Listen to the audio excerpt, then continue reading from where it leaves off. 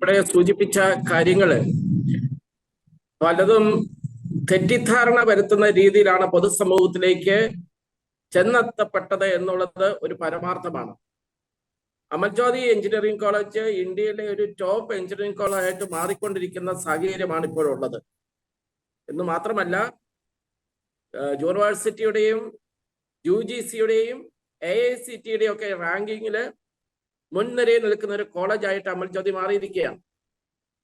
ഈ പശ്ചാത്തലത്തില് ഇങ്ങനെ ഒരു സംഭവം, ഒരു മരണം കോളേജിൽ ഉണ്ടായതില് പൊതുസമൂഹത്തോടും ബന്ധുക്കാരോടും ഒപ്പം കോളേജിലെ പ്രിയപ്പെട്ടവർക്കും എല്ലാം വളരെയേറെ വിഷമമുള്ളതാണ്.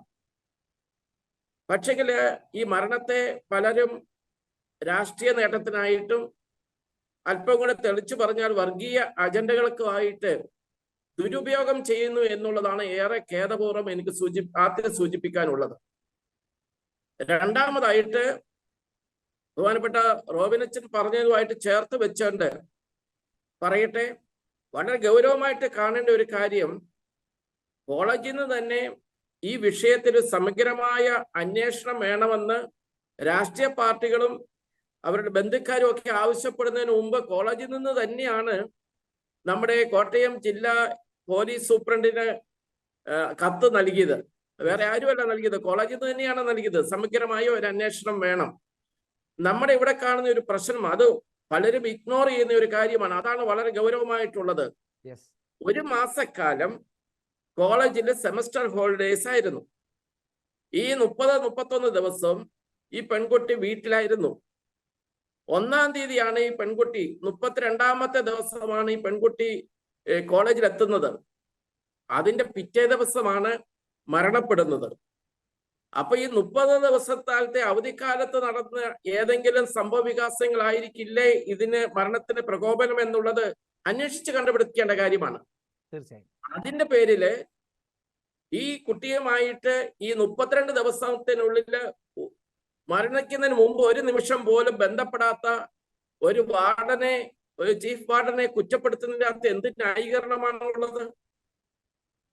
ഒരു അധ്യാപക ഈ മരണപ്പെടുന്നതിന്റെ തലേ ദിവസം ക്ലാസ് മുറിയിലെ ലാബില് ഫോൺ ഉപയോഗിക്കരുതെന്നുള്ള യൂണിവേഴ്സിറ്റിയുടെയും UGCയുടെയും AICTEയും നിബന്ധനകൾ ഉള്ളപ്പോഴ്, പ്രത്യേകിച്ച് ക്ലാസ് സമയത്ത് ഉപയോഗിക്കരുന്ന നിബന്ധനകൾ ഉള്ളപ്പോഴ് 3 പ്രാവശ്യം ഇതിനു മുമ്പ് ഈ കുട്ടിയെ വാൺ ചെയ്യുകയും പിടിക്കുകയും ചെയ്ത സാഹചര്യം ഉള്ളപ്പോഴും വളരെ സൗമ്യനത്തോടെ കൂടി വളരെ നല്ല രീതിയിൽ ആ ടീച്ചറെ ഫോണ് തക്കാലം എൻ്റെ കയ്യിൽ ഇരിക്കട്ടെ, മോള് ബാക്കി കാര്യങ്ങൾ ലാബിലെ കാര്യങ്ങൾ ചെയ്യൂ എന്ന് പറഞ്ഞ് ഫോൺ മാറ്റിവെച്ചതിന്റെ പേരില് ഒരു കുട്ടി ആത്മഹത്യ ചെയ്യുക എന്ന് പറഞ്ഞു കഴിഞ്ഞാൽ അതായിരിക്കുമോ ഇതിന്റെ പിന്നിലുള്ളതെന്നുള്ളതും അന്വേഷണ വിധേയമാക്കേണ്ടതാണ്. നമ്മള് സർക്കാരിനോടും ഇന്ന് നടത്തിയ അനുരഞ്ജന സമ്മേളനത്തിലൊക്കെ ആവശ്യപ്പെട്ടത് സമഗ്രമായ ഒരു അന്വേഷണം ഇക്കാര്യത്തിൽ വേണം. തെറ്റിദ്ധാരണ പരത്തുന്ന രീതിയിൽ നടത്തുന്ന രാഷ്ട്രീയ അജണ്ടകളും പ്രഖ്യാപനങ്ങളും പങ്കുവെക്കലുകളും മീഡിയയിലൂടെയും ഒക്കെ അസത്യങ്ങളായ കാര്യങ്ങളാണ് പ്രചരിപ്പിച്ചുകൊണ്ടിരിക്കുന്നത്. ഇന്ന് വേണമെന്നാണ്, അന്വേഷണത്തിനാണ് ഇന്ന് തീരുമാനമായിരിക്കുന്നത്. കോളേജ് ആ 1-ാം ദിവസം തന്നെ ഉന്നതതല അന്വേഷണം വേണമെന്ന് പറഞ്ഞ കോളേജിന്റെ നിലപാട് തന്നെയാണ്, അല്ലെങ്കിൽ കോളേജ് അത് ആദ്യമേ തന്നെ ആവശ്യപ്പെട്ട കാര്യം തന്നെയാണ്. ഇന്ന് അത് ഔദ്യോഗികമായി അങ്ങനെ അന്വേഷണത്തിലേക്ക് ഗവൺമെന്റ് പോകുന്നത് അങ്ങനെ തന്നെ മനസ്സിലാക്കിയാൽ മതി. തീർച്ചയായിട്ടും കാരണം കോളേജ് ഒരു അന്വേഷണം, അല്ലാതെ സമരക്കാരുടെ ആഹ്വാനം പ്രകാരമോ അല്ലെങ്കിൽ ഈ പറയുന്ന സോഷ്യൽ മീഡിയയിലും മറ്റും കാണുന്ന സമരക്കാരുടെ ആവശ്യമോ ഒന്നുമായിരുന്നില്ല, അല്ലെങ്കിൽ അവരുടെ പ്രതിഷേധം കൊണ്ടുണ്ടായ ഒരു അന്വേഷണമല്ല ഇത് കോളേജ് തന്നെ ആഗ്രഹിക്കുകയും കോളേജ് തന്നെ ഇതിനുവേണ്ടി നിലപാടെടുക്കുകയും ചെയ്ത അന്വേഷണം തന്നെയാണിത്. തീർച്ചയായിട്ടും. കാരണം വെള്ളിയാഴ്ച മരിക്കപ്പെട്ട ഒരു കുട്ടി ശനിയാഴ്ച ഈ വിഷയമായിട്ട് ബന്ധപ്പെട്ട് നമ്മള് കത്ത് കൊടുക്കുന്നു ജില്ലാ പോലീസ് സൂപ്രണ്ടിന്. തിങ്കളാഴ്ചയാണ് സമര പരിപാടികളുമായിട്ട് രാഷ്ട്രീയ ഇങ്ങനെ സംഘടനകൾ ഇറങ്ങി വന്നത്. അപ്പൊ അതിനു മുമ്പ് കോളേജ് അതിനെ ആവശ്യപ്പെട്ട ഒരു കാര്യമാണ് ഇത്. ആ ആവശ്യമാണ് ഇപ്പോൾ അംഗീകരിച്ചിരിക്കുന്നത്. കാരണം കോളേജിന് ധൈര്യമായിട്ട് ആവശ്യപ്പെടുവാനുള്ള അർഹതയുണ്ട്. കാരണം ഇത് കോളേജിലെ ഏതെങ്കിലും ഇൻസിഡന്റിന്റെ പേരിൽ അല്ല ഈ മരണം നടത്തിയെന്നുള്ളത് 100% കോളേജിന് ഉറപ്പായിട്ടുള്ള കാര്യമാണ്.